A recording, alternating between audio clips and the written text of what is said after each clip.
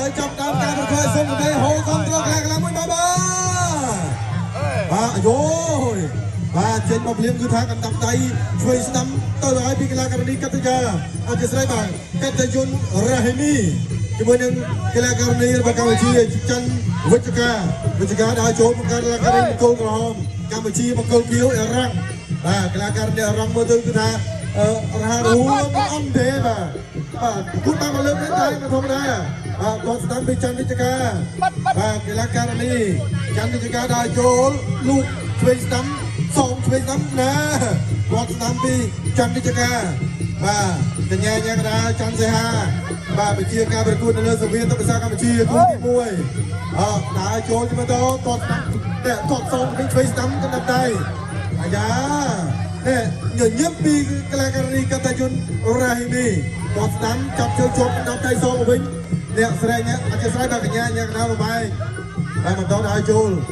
បាទចាប់ដើមណាគេតែក្នុងដៃសូបាញ់វិញបាទអត់ត្រូវទេចាប់ជើងជាប់ក៏មានការ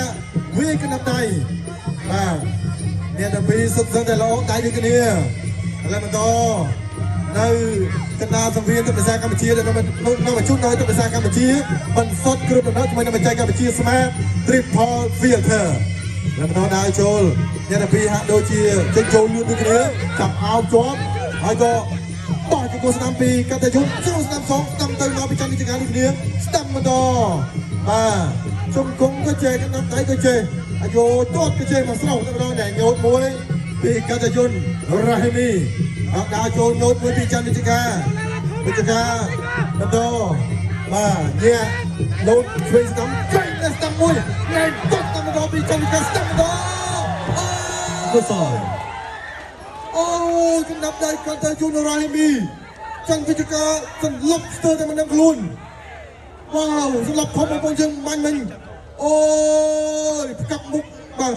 ផ្កាប់មុខនៅលើសង្វៀនតែម្ដងបាញ់មិញអាយបាទឥឡូវយើងមើលអត់ចូលទេថាត្រូវតាណាឲ្យតាណាចាំមើលសិនអាយរ៉ាហ៊ីមី